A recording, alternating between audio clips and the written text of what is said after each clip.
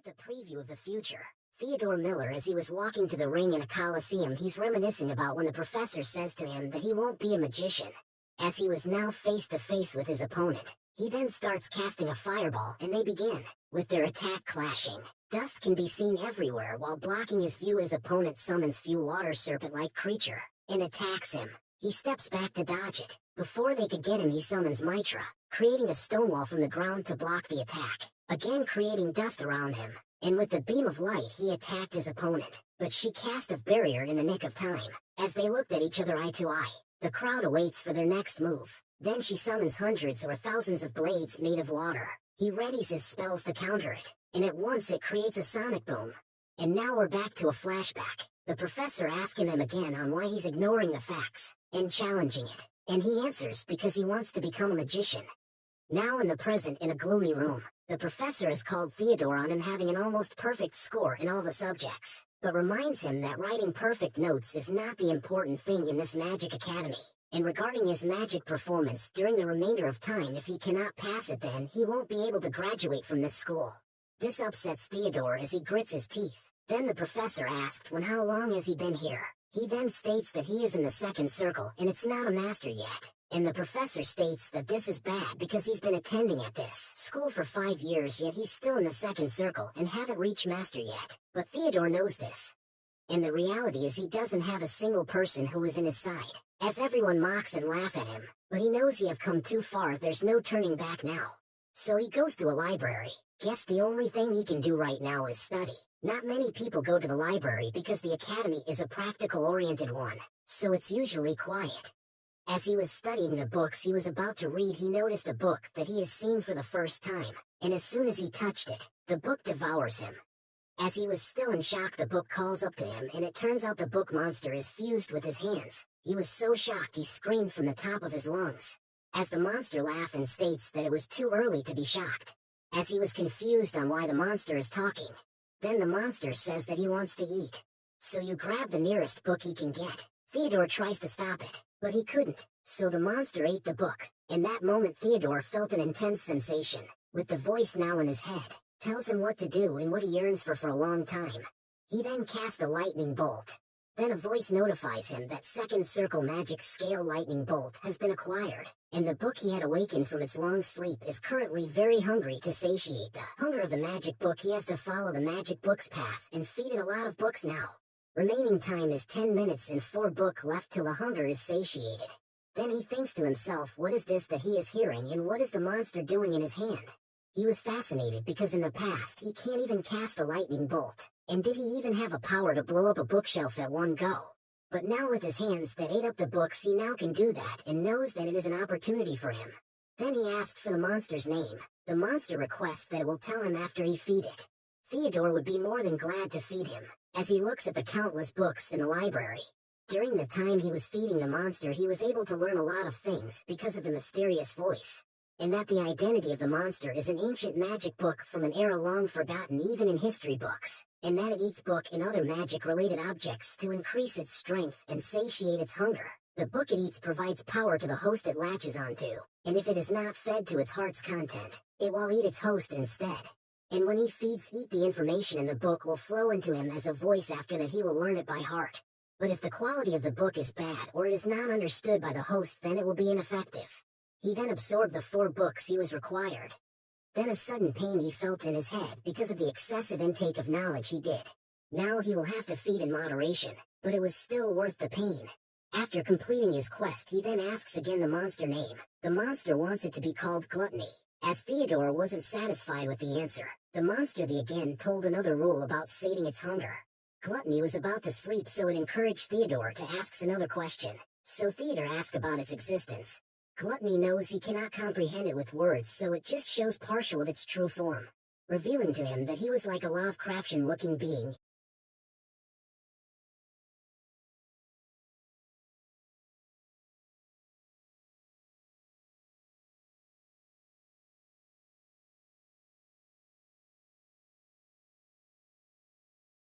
And put informations to his brain.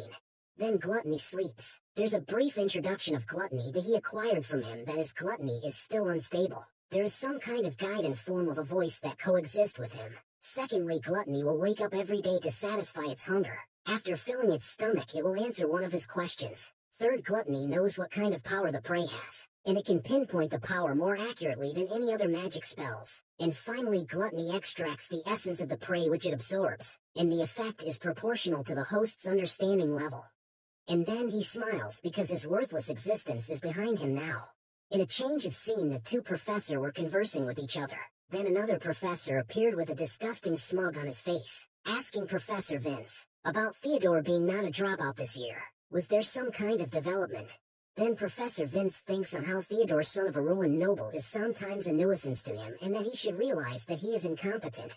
But he then answers to Professor that he let Theodore repeat the grade, and as a professor they have to know how to guide and teach the students, and that it's embarrassing to say that. The professor answers that he didn't mean to offend Professor Vince and that he was just organizing the personnel list, that's why he asked. Then Professor Vince looks up to the sky and thinks to himself that he believes in Theodore Miller. We are brought to Theodore Miller as he was stacking up booking for gluttony to eat. Thanks to the ability he acquired, he can easily memorize and differentiate a good book from a bad one, because gluttony wouldn't just eat any book, so he has to find a high-quality one, and that he requires 3 books now. Theodore gets a bit irritated on how picky gluttony was, but held back cause he really is beneficial to him. As they were searching for a book, they notice a book below them that looks precious. The book was titled Belanti's Family's Manuscript. The name of the man who published this book, Ballistic Magic, is Alfred Belantes, the Prince of Belantes. At first he used magic just at first circle level, and he climbed to the highest position all with his hard work. He was the unique Belantes war hero. Before he was a prince, he was the best magician. He was the master of magical combat, and he was known to be the best soldier. Although he was a great magician from 80 years ago, he is a popular name till now. The reason for his popularity lies in his unique way of using magic. The magic he used was in form of magic missiles. Theodore was hesitant to eat this book cause he was afraid to get caught, but he knows that he has to make a decision, so he commanded Gluttony to eat it. Gluttony states that it is definitely a worthy book to synchronize with. As Theodore was thinking what Gluttony meant by synchronize, his thought were sucked and synchronized with the author's memory, to follow the memory of Alfred Belantes, the Prince of Belantes. His thought were sent back from 45 years ago. We have now been moved to the front line of Belantes. He looked around and realized he was in a battlefield. He was not involved in the scene, but instead felt as if he were a bystander. He wondered if he had the ability to borrow the author's memory and absorb the essence of the book. He was suddenly aware of the owner of the body through which he was watching this scene. As the soldiers spied on their enemies, and they were moving faster than they have expected, Prince Alfred took the lead. The enemy is equipped with a strong unit but only maintained by a single leader. Alfred knew that if they cut off the head of the enemy, they would be able to defeat them. So they then charged at the enemy. To not prolong the fight and prevent casualty, Alfred Belantes declared that if anyone wanted to claim his head, he was ready and willing to meet them face to face. He called out for his opponent to provoke the leader. The enemy leader accepted the challenge and showed himself to Belant, and asks Alfred if he was in a right state of mind throwing his weapon and challenging a warrior face to face while was a magician. But before he could finish his provocations, a magic missile blasted his head off. Enemies were shocked, decided to attack Alfred altogether. But Alfred fired magic missiles in all directions all at once, killing them instantly. As Theodore see through in this in Alfred's eyes, he was amazed by the power of the magic missile Alfred had created through intense research and his remarkable insight to apply the modifications. Hundreds of modifications had been used to achieve such a powerful weapon, which was capable of killing enemies with its high penetrating power. The simplest yet perfect lethal move that only those who have walked a single path can master. In a change of scene, after they defeated the enemy, they have captured Belford Astro. The Marquis was a person who burned down villages and caused men to lose their wives by selling them off as slaves. That name Belford belongs to someone who is worse than a dog. As the Marquis was pleading for his life, Alfred without a single hesitation blew the Marquis's head off. After this, Alfred broke the fourth wall and talked directly at Theodore, advising him that it's time for him to leave. The answer he's looking for cannot be found here. Go beyond Alfred's perspective and find his answer through his own efforts in reality. As Theodore was questioning how he was able to sense him, Alfred Belante's synchro has ended, and was brought back to reality. But now he can use the magic missile. All the records of Alfred's researches are flowing into his head. As he was pointing at the ceiling while charging the magic missile, he noticed he cannot control it. He fires a white essence, then destroyed a ceiling. Noticing his hands are now in a bad state, he now realized that his physical body is lacking compared to the knowledge that he have, and his magic power that acts as the fuel still can't keep up. He then asks Gluttony for a method to increase his magic power. Gluttony answers that his question is too vague, because there are hundreds of ways to obtain magic power, but there's only one that it can teach him, so he will narrow it down to one method. Gluttony then lifted the restriction on essence extraction. Gluttony can now devour while sleeping, and during basic essence extraction, a new ability will be acquired and magic power will increase. If the object contains magic power, it will increase the magic power of the person who possesses it. Also, Theodore is now able to devour cursed items. Tons of tools can be found everywhere in the academy, but they're considered assets. While books are not being managed properly, there'd be someone in charge of tools. So he decides to get out. He then went to Professor Vince, as Theodore acquired the documents for him to go outside. Professor Vince asks why he wants to become a magician, and simply state that he have abilities that would shine in other fields such as in the scholarly field.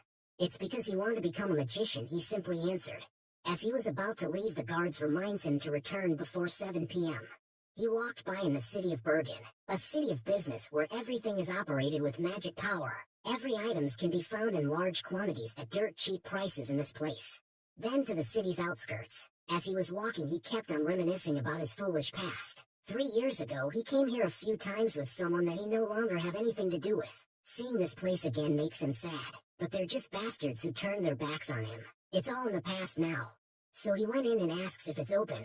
The store clerk replies that it hurts her mouth for her to tell him what's in here, so he can just look wherever he wants. She doesn't know much about the items here anyway. In a smuggler shop like this, it's normal not to get a proper explanation about the items. Basically speaking, it's dependent on your luck. If you buy a good item at a cheap price, if you're freaking unlucky, then you might even be cursed to death's door. Of course, that'd be the case if he came here without any preparations. But now, with Gluttony's new abilities, it's like he's taking a test while knowing the answers to it. Sinner's Iron Sword, a standard straight sword used by the prisoners of punishment in the Forgotten Royal Palace. Drachma Saber, the saber used by the desert mercenary Drachma. The thorns on the handle give off a menacing look. Eye of Arachne, the eyes of Arachne, who took 300 years to become an adult. It has weak magical power. The result is more than he expected. In addition to the information of the object, even the detailed figures are memorized. This place is mostly filled up with useless and rubbish materials. But still he picked a lot of items. The store clerks asks for 2 golds, but he knows that it was trash. So the store clerks wants him to show his ability if he was legit or a fraud. He gladly did and described the pipe he was given to appraise. So now the store clerk acknowledged him to be an appraiser, then asks him what's he doing here at her store. He answers he wants a simple transaction and that he will appraise for her, and that he takes the defective item as a payment for his service. This was a surprise for the store clerk. This was too good to be true, and thinks that is a scam, so she asked for the appropriate reason why he's doing this just to get defective items. He can't reveal Gluttony to her, so instead he proposed a coerced contract, as to keep the transactions a secret to a degree. They put their lives on the line for it to remain a secret. With that they sealed the deal. So he went back to his academy running while carrying all that junk before the gate closes. In a change of scene in the boys' dormitory, and we can see Theodore after washing up his sweats, he then decided to feed Gluttony an artifact. Rather than feeling it rushing into his head, it feels like it's melting. It is slowly boiling up inside him as it was completed digesting, increasing his magic capacity. He doesn't feel any pain, but rather the feeling of consuming. Afterwards, the materials he gave to Gluttony to devour counted up to 15 items. Everything he brought back with him, it swallowed and digested them continuously, and he could feel inside his body the accumulation of numerous magic abilities and the hunger being gradually satiated. And finally, the second circle magic capacity within him overflowed to the point that it was unable to contain the magic anymore. In the end, his heart started swelling up. He steadily kept his eyes closed, and inside that silent void, he craved for a new circle. He then drew a big circle around the second circle, and began to cut out the strands of the world tree to cut the connections of the circles. He struggles but ultimately succeed to draw another circle. Then months have passed. The long winter vacation is coming to an end. As the time to open up the school inched closer, the students started arriving slowly with their baggages. We can see Theodore doing a morning routine, running in the snow and doing push-ups barehanded. He must have coated his arms with magic to not feel cold. He thinks to himself that 2 months have passed since then. Normally, he would have just dismissed whatever it was, but the reason for undertaking such a radical routine is because of that time when he synchronized with Alfred. A clear mind resides only in a healthy body. It was the most boldly written passage in the foreword to Ballistic Magic. For the first few days, it was a torment to wake up to exercise. But as the days pass by, he can see himself gradually changing as his body is being trained. And most importantly, the third circle that is carved inside my heart, that is the result of consuming 4 artifacts. Then he realized all of a sudden, that after all those years, it's only now that he is standing on the same starting point as his classmates. As he was shuddering and feeling cold because he was doing push-up barehanded, he is thinking if he overdone it, but he is glad the seat was warm. And his senses honed by intense training make him feel the sounds coming from afar. There are now 3 people walking at that entrance. 3 wild douche appeared, and the leader of them 3 tries to mock him, saying that he shouldn't be sitting there. But with a flick of his finger he sent that douche to his ancestors, zapping it with Dispel. 1 week has passed. Inside the chemistry class, the professor was lecturing them about full moon bead and why it may become poison if was mistreated. As the professor finished her statement, she asked Theodore on why that happens. So Theodore answers perfectly, but it still displeases the professor, so she asks Theodore to show the class the manufacturing method of the reagent of full moon bead, to make fun of him. So he then came down and tries to make one. But before that we are treated into a flashback explaining why the Academy's chemistry professor, Bernard Gemini, hated him is because he involuntarily messed with her self-esteem with his innocent questions. He simply inquired on why she was using a thesis that had been withdrawn from the Academy, and it strikes a nerve on her. So this action right now is just a petty revenge, and that he was the easiest target in this place. As he was thinking this, he was making the full moon bead. So after a few moments he finished it perfectly, exactly like the pictures in the book. This leaves the professor in this belief, cause she knows he was a flunk before. He then explained what he did and left the professor completely defeated, and he leaves the class like a Giga Chad. The news that he made a perfect combination of the full moon bead in chemistry class began to spread around the school like wildfire. Afterwards, the other professors started throwing tasks at him one after the other to test his abilities. There were skill tests that were a bit more difficult for the grade he was taking, but even though the intentions were full of malice, he did not complain and finished all the tests easily. During the semester, he tested out all the magic that he knew as theoretical knowledge only. The magic power that had grown through the various tests had carved out the 4th circle, moving beyond the 3rd circle. However, his mana sensitivity was still below average. But the difference between the magic abilities of other students and that of him was heaven and earth. Just like that, everyone's views of him were gradually changing, but the number of people who didn't like him was also increasing. And then another punching bag appeared, saying that they had been walking in shame around the school ever since Theo beats his brother, and is now full with rage. So he plans to crush Theo in the up-and-coming magic battle. In a change of scene where the professor is lecturing on the importance of the subject of magic battles and role of war magician to the government and why they are searching for recruits, because a trained infantryman can cut down 10 men, while a 4th circle magician can take down 100, and if they became a war magician, they can receive the best treatment in the army and be appointed to a special rank by the king himself. After the explanation, Professor Vince states the rules. First, one cannot use artifacts of any kind. Second, one cannot launch a surprise attack before the match commences. Third, one cannot randomly manipulate the order of the match. And if any one of these 3 simple rules were to be broken, he promised to throw the bastard out of the academy with his own hands. As the class understood, they start the first match of the class. First contestants in the first round are number 1 Garcia Carter and number 2 is Theodore Miller. As they were face to face with each other, Garcia lets out a pathetic provocation and show his lightning abilities to try and scare Theodore away. But Theodore can only see him as dead meat. The professor advised Garcia to save his power for the class battles or he will get expelled, and remind him the purpose of this magic battle so dogfight are not acceptable. In the beginning of the training, fight will be decided by a coin toss.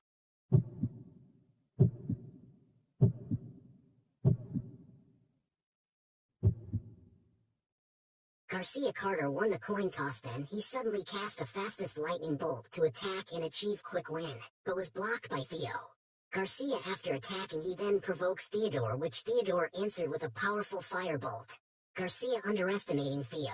thinks that the fireball wasn't that powerful and still doing a stupid pose, but ultimately he was proven wrong. As his barrier breaks, he steps back to dodge it. He's thinking how Theodore did that because targeting objects is easy, but fine-tuning the trajectory is not something anyone can do. So Garcia decides to take Theodore seriously. In full concentration, cast Heat Wave Fireball. So Theodore build a triangular pyramidal shield, so the attacks could be spilled to the sides and it will be made ineffective, and hits the barrier of the arena, creating smoke. As Theodore walks out of the smoke, this shocks Garcia, so it's Theodore's turn again, so he charges attack.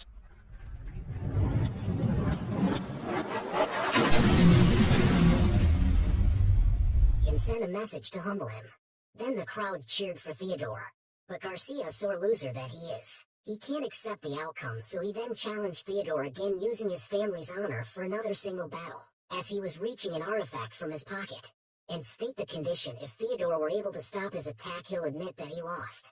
Garcia was desperate because if the rumors about Garcia being defeated by an inferior student spread, the reputation of the Carter family will be damaged. Right now in his eyes, this isn't just a battle, he's even trying to win with the help of an artifact now. The professor, seeing this, plans to suspend the match and punish Garcia, but he sees the eyes of Theodore to have such a fierce glare. Then Garcia chants to use his artifact. The burning dark red fangs of madness. The eyes of the abyss burning with anger. Manifest yourself. In front of me, now. Form, heat wave bomb, blaze shell. And asks Theo if he will be able to defend against the attack, which is shot with killing determination. Theodore, tired of hearing Garcia's BS, he just ordered him to shoot already. Garcia laugh and overestimate himself, so he just attacks with the determination to kill Theodore and cast Blaze Shell, a fourth circle magic. Theodore calmly cast Earth Dome, a terrestrial element shield, and block Garcia's attack. As the arena were engulfed by smoke, we can see shock on the faces of the students but a smirk on the professor, cause he knows that Theodore blocked the attack with ease. And comes out from the ruble, Theodore shocking everyone but the professor. The battle was declared over. The professor went to Garcia and picks him up, just to punch his fugly face. Hit that like button and thanks for watching.